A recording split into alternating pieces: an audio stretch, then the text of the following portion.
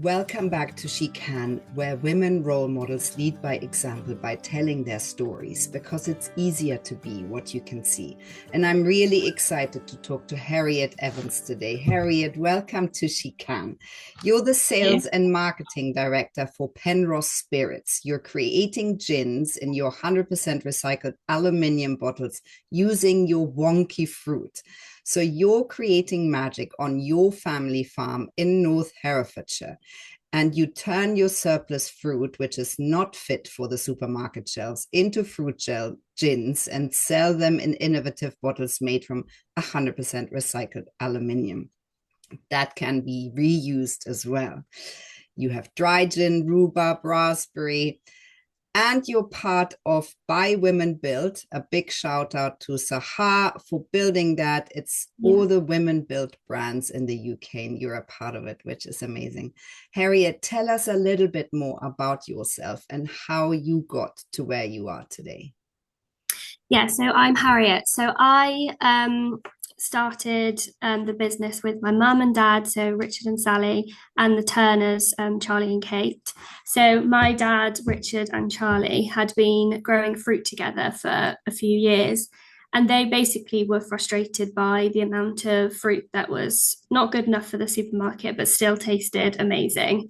So we spent a long time kind of chatting about potential ways we could use the fruit. And thankfully, gin was the product we settled on. And from that, we set about diversifying our kind of old shed where we'd rear the calves, which was also a bit of a party shed, then turned to distillery. And so that was 2018. We launched our first bottle. And just like everyone else, we started in glass bottles, which were beautiful. And the gin was great. We won a SIP award in America in the first month of production. And yeah, we loved our bottles and we were so happy with them. But that's basically how I got into this. I'd never thought I'd be selling gin that we make on our family farm when I look back. When I was in school, if you told me that, I wouldn't have believed it. I was going to go and be a primary school teacher, and then this kind of opportunity happened. And yeah, that's kind of how I got into it. Harriet, what is it like working with your family? Interesting. I think coming from a long generation of farmers, it feels quite normal to me that I work with my parents. My brother's works on the farm too, so he's quite often in the office. Most of the time we agree.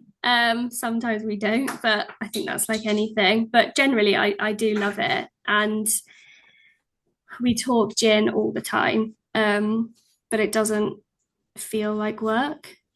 And I do feel very fortunate to be sat next to my mum every day working together. And it adds another element to the brand. Like it's something that I'm creating with my family. It's really special. Yeah.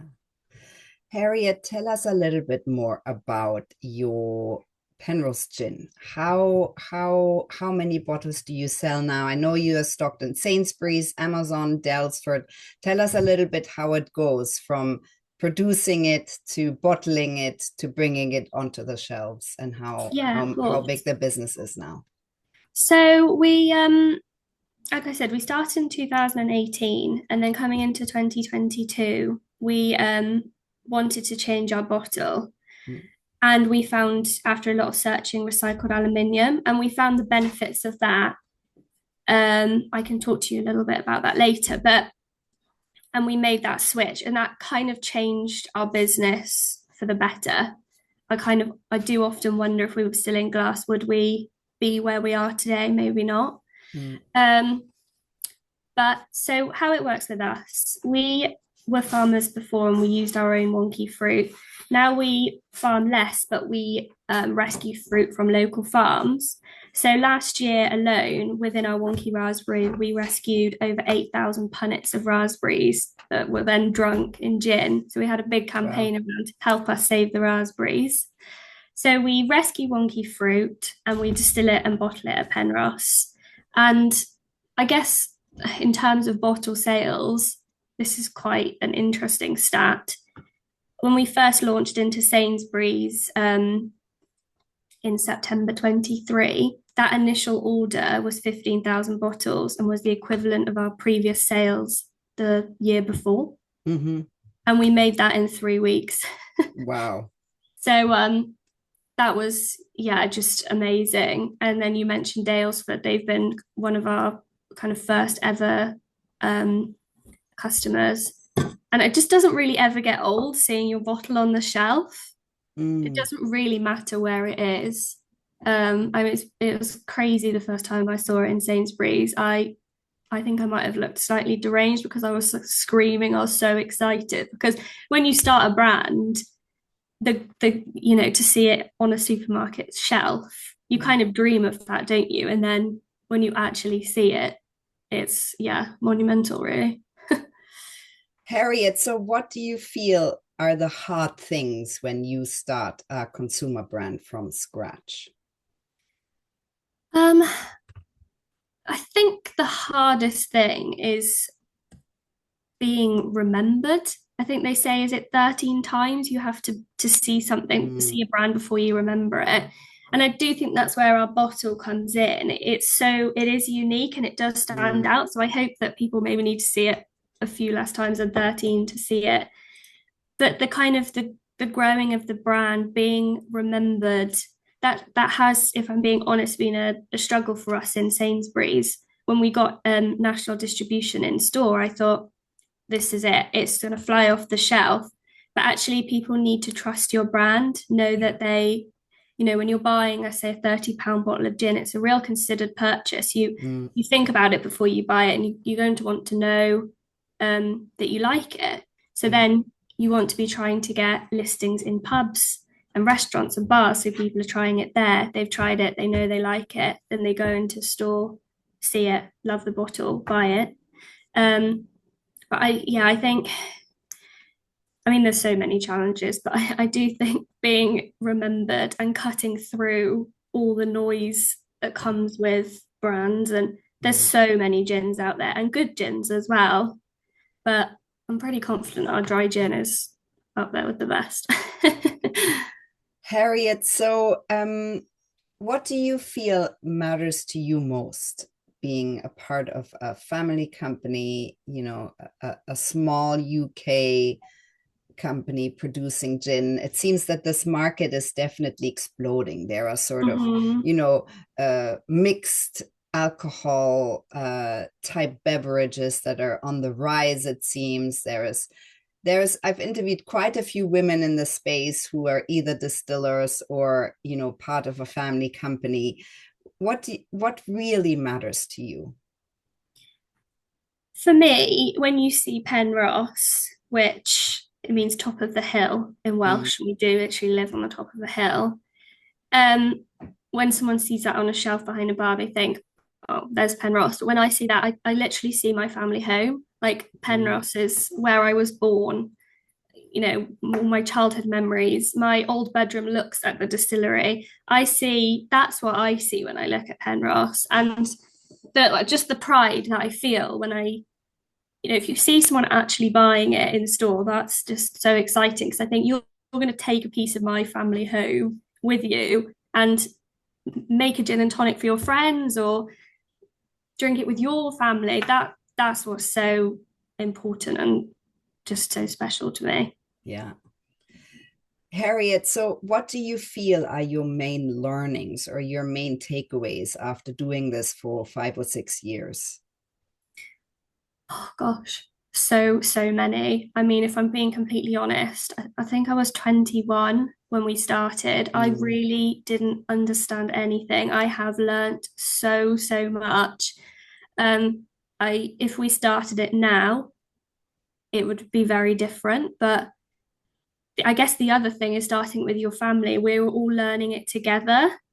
We would have got our pricing better at the start. mm, We would have, I don't know, silly things like I didn't set up an email subscriber list until a few years ago because I didn't understand the value of it. Um, there's almost so many, I can't even pinpoint one exactly. I think I would have focused more on marketing. Yeah. I've learned a lot through YouTube. I think I would have done a marketing degree to begin with, not a teaching degree. Mm.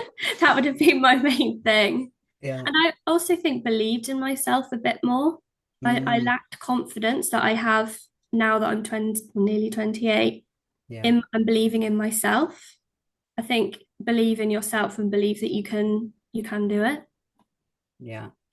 Harriet, so you've already given a tip, but what other tips would you give to another young woman who comes to you and says, I want to set up, I've got this idea. Yeah, other young entrepreneurs. I wish at the beginning we'd had some sort of strategy. Um, I read a really good quote and it said, having a strategy is the art of knowing what to say no to. So at the beginning, I'd say yes to everything, and maybe some of it wasn't quite right for our brand. Whereas now I know what's right for us. Mm. I I have my kind of 5 reasons to believe, and if it doesn't fit into those 5 things, which is family, farm, caring for the environment, award winning, then I kind of shut it out because you can't do everything, Yeah. especially when you're starting by yourself. And I guess the other thing is like take everything in, learn, listen to podcasts, speak to people, and put yourself out there. Things like the power of LinkedIn. Yeah. Um, yeah, I think again, just believe in yourself and just keep learning. YouTube is your friend, things like that. Definitely. Harriet, so what do you feel remain the challenges now, 6 years in? What are the challenges that you need to keep on reframing and continue? For us in the gin space, we're up against very big brands that can Mm. sell quite cheap. And for for us, it's that thing where I said the 5 reasons to believe. We're in recycled aluminium. We've done something that no other distillery has done before. We made that brave step. We've cut our carbon footprint by 91%. Wow. It's like looking at um, when you're shopping for gin, for example, make it a more considered purchase. And just, yeah, being up against the kind of big boys, it's very tricky to get listings in pub chains because I don't want to say their names, but they have X gin on their menu because they can buy it a lot cheaper than they can buy us. But when you're buying from a smaller brand who care about the environment, you're doing something better than just going with the easy option. So I Mm. think for us, it is, trying to compete with these massive brands when our marketing budget isn't huge, our sales force isn't huge. We're just a family. Yeah. So I think, yeah, that's for us. And again, that whole being remembered, getting our brand messaging out there. We're Mm. very strong in Herefordshire, in the Midlands, in Wales, but maybe people don't know who we are in London. Yeah. But then you've just got to keep going. And the best thing you can do is go. Like some of the best work we do is outside a Sainsbury's store on the street, just speaking to people, and Wow. instantly they're learning about your brand. They're going to get so much more than that than like a targeted ad on Instagram or something. Mm. But yeah, for us, it is trying to compete as a small brand against a big brand. Yeah. Harriet, and as a small brand, and we need many more small to mid-sized businesses in the UK and for them to survive. So if you could say one thing to our Prime Minister Keir Starmer, what would that be? From our point of view, it would just be to help us to succeed and not feel like you're constantly against us. Mm. So on our bottle of gin, nearly £10 of it is duty, which is a tax we pay to the government for a 40% ABV strength alcohol. And that's Yeah. before you even talk about VAT. Mm. So for us, when we're wanting to compete against the bigger brands with, trying to still maintain a margin, that's very, very hard for us. And it seems to just keep creeping up all the time. Yeah. So that would be my message. Help us out. Yeah.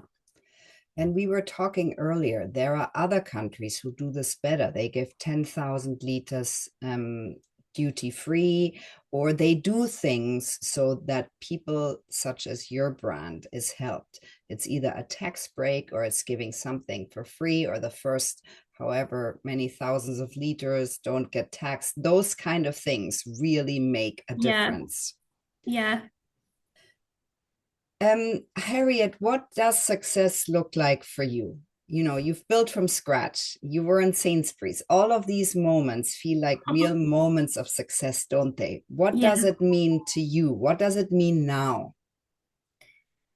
I think without sounding like a broken record, just seeing Penrhos everywhere, seeing my family home out there on the shelf. I think for me, success will be when people just say, "I'll just have a Penrhos gin and tonic" without having to be sold it. That will be successful for me. Yeah. I hitting the Sainsbury's shelves was so exciting, and just to see more of that. But I kind of feel, I don't know if this is arrogant to say, but successful already in the fact that we made that crazy launch from glass to aluminium, to the recycled aluminium bottle. It was really scary, and we didn't know how people were going to take it.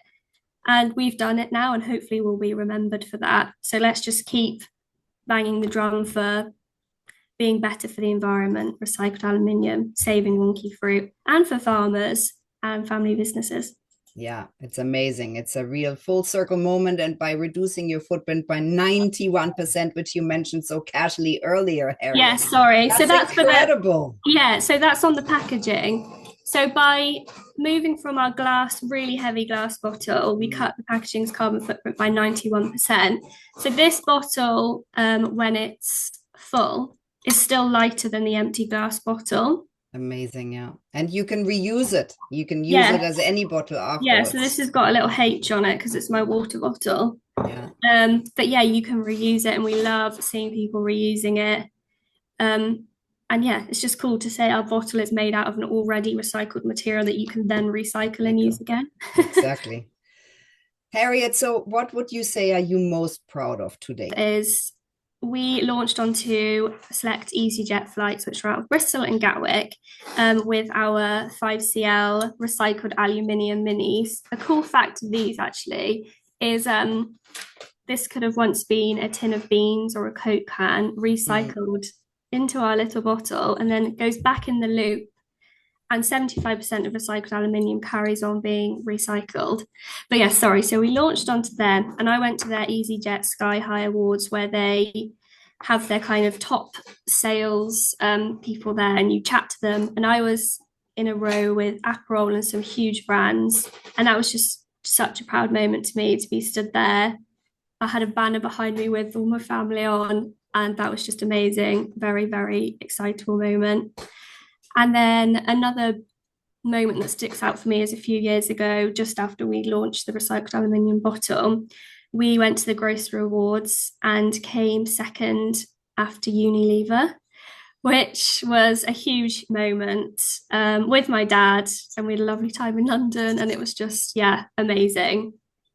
And it kind of made me feel like, yes, we've made the right choice with our recycled aluminium bottle. Definitely. Definitely, Harriet. And what great moments. Congratulations. Thank you. Harriet, what kind of a leader are you or want to be? Good question. Mum's looking at me. I'm definitely weirdly had this conversation today a lot more confident than I used to be. I used to be a little bit scared to put my opinions out there, but the more I talk to people like you and tell you about my story, I want to be a kind leader that people feel like they can ask questions to, and show that again you can make these decisions and go into a crazy bottle like recycled aluminium with confidence. And one thing I'm lucky with making choices in the business, I know that if I make the wrong choice, which I'm sure I have many times, Mum, Dad, Charlie, and Kate are going to say, okay, you've made that decision. It wasn't the right one. Let's move on from it. So I think being in a business where you can make choices and feel confident that you will be backed. Yeah. Yeah, that's I a hope that great. answers the question. Yeah, that's great. Absolutely. Harriet, so what are your plans and goals and dreams for the next couple of years? For us, we'd love to conquer duty free. Mhm. Our bottle just makes total sense in that space. It won't break in your suitcase. It's very light, and if you take it on holiday with you and drink the gin, you've then got a water bottle. So it's kind of a no-brainer. Yeah. And that kind of going up against the giants. We've seen some of the bigger brands like our idea and think it's good and have trialed it in areas of their business. And I just want people to remember that we were the first to do it. So let's keep growing. And we make it on our family farm. It's fun. I don't want to stop. Yeah, absolutely. So, Harriet, what would you like others to take away from your story? I love the fact that we use essentially a waste product to create something very delicious. Mm, And yeah, have confidence in yourself. I wish I had the confidence when we started that I do now. And just kind of cliche, just give it a go. mm. Having your own business is really hard, and you think about it all the time, apart from when you're asleep, then you probably dream about it. But it's so rewarding. And if you can do it with your family, then even better. Harriet, what a beautiful way to finish. I'm so unbelievably excited by your product. I love your story. I love that you reduced your footprint by so much and really led the industry to something that's much better. And I just can't wait to gift your bottle to friends and use Oh, it and shout out about it. thank you.